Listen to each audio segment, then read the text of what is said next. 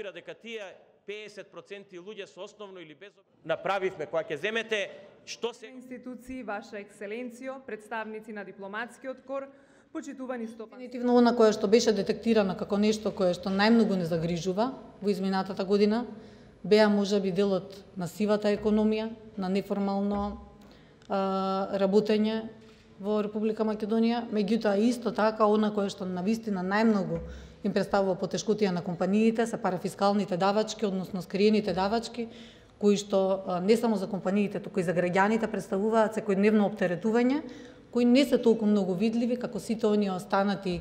обврски кои што ги имаме, како што се давноцните, да кажем. А сега го поканувам господинот Зоран Заев, председател на владата, да се обрати. Повелете.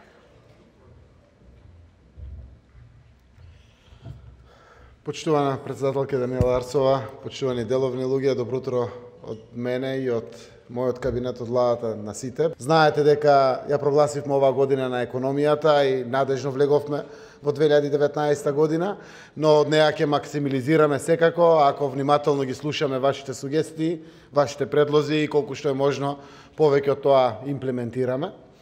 Земјата наша навистина е во една фаза на прогрес и просперитет. Како влада веруваме дека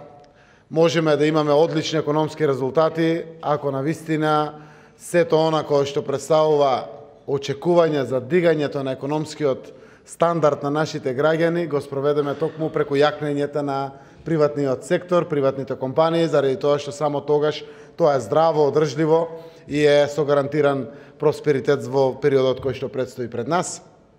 Уште еднаш, само на крајот, апелирам, користете ги буџетските пари за поддршка на домашното стопанство. Тие ќе бидат се поголеми и поголеми. Благодарение на вашите укажувања се направени дополнителни флексибилни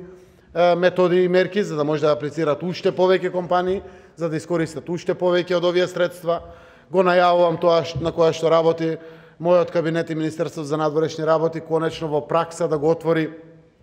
фондот од 200 милиони евро од Грција, тоа е фонд за Србија и за Северна Македонија. Веројатно меѓу 70 и 80 милиони евра се грантови годишно за Република Северна Македонија. Ние насочивме дека најголем дел од овие пари да одат во малите и средните предпријатија за покривање и грантирање на нивни бизнис проекти. Еден помал дел ќе оди за екологија, заштита на енергија и инвестирање во обновливи извори на енергија. Сето тоа навистина представува одличен мегдан, буквално напеналени ситуации каде што деловните луѓе со нивната креативност, со нивните идеи и проекти ќе може да максимализираат во својата успешност и во своето профитирање, но дефинитивно и текако многу ќе помогнат на државата наша преку отварање на работни места, преку зголемување на севкупното производство во земјата наша. Јас стојам на располагање да бидам еден од првите кој што е подготвен будно да слуша, внимателно да слуша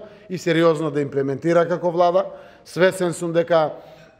колку повеќе работи решиме, толку повеќе и ние како влада ќе имаме економски резултати, а вие ќе имате се поголема економска успешност. Така да периодот кој што предстои пред нас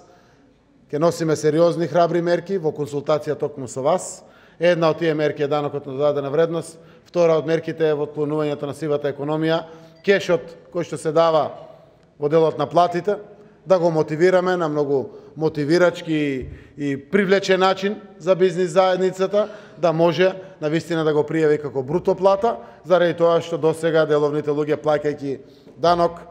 персонален, плаќајќи и данок на добивка, ги вадите дел од вашите заработени пари и ги давате по работниците, сакајќи да ги задржите колку што може повеќе од нив, пред се квалитетните работници, а секако тоа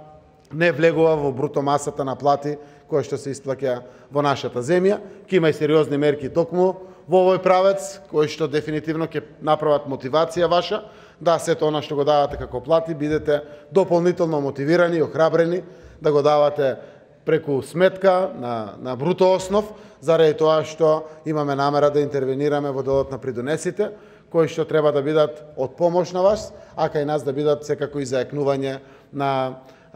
фондовите за пензиско и за здравствено осигурување на државата, но сите овие мерки секако навремено ќе бидат најавени, како што и досега го правиме тоа во дискусии со стопанските комори во нашата земја, како што го правиме досега и со Сојузот на стопанските комори на Македонија. И на крајот, знам дека беа поздравени од вас неколкуто нови мерки кои што ги најавивме, тие веќе се во парламентарна процедура, а тоа е намалувањето на данокот на додадена вредност од 18 на 5% на гасот. Гасот е нов енергенс, сериозно државата инвестира во мрежата, општините се повеќе од 50% подготвени со проекти, ќе се стартува динамично изградба на гасоводни системи во самите градови, пред се во урбаните центри, а се надевам дека тој гас ќе допре дури и во руралните средини, во одреден догледен период во земјата наша, уште на самиот почеток, одлучивме од 18 на 5% да го намалиме данокот на додадена вредност за користење на природниот газ. Истовремено донесовме одлука, тоа е важно и за Скопје, но ќе биде важно и за Битола во периодот кој што предстои, па и за други места. Користењето на топлинската енергија исто така од 18 на 5% одлучивме како влада да го намалиме. Сето тоа е влезено во парламентарна процедура и верувам дека ќе биде дополнително мотивирачки фактор. Знаејќи каква е состојбата во државата, а тоа е сериозна, добра финансиска ликвидна состојба, ќе носиме храбри мерки кои што ќе бидат од ваша помош. Сакаме да ве охрабриме да инвестирате, да го зголемувате својот потенцијал, да ги отварате новите можности во делот на вашиот пласман, на она што го произведувате како производи или услуги, за конечна цел сите заедно да и бидеме од помош на државата наша и на народот наш. Стојам на располагање секако за секоја ваша идеја и за сите идни добри соработки. Благодарам. Една од инвестициите која што вчера беше објавена и во чешките медиуми, па можам сега да ја објавам и јас во Македонија, во нашата држава, бидејќи обично не ги објавуваме пред тие сами да ги објават, но вчера ми испратија исечок од вестник каде е тоа објавено во Чешка. Локотранс ќе гради фабрика во Газибаба, значи во индустријскиот дел на Скопје, за железнички возила, она што беше колска на времето во Велес, али тоа е застарена технологија,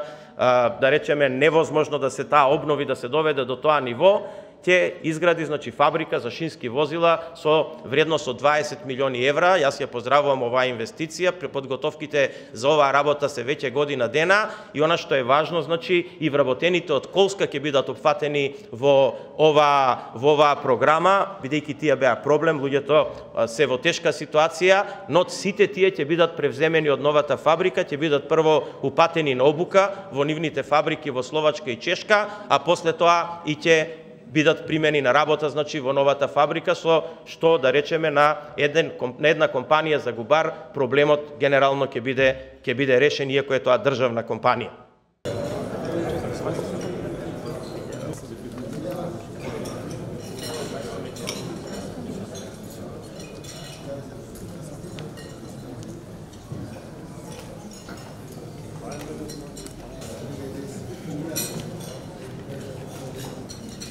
Благодарам.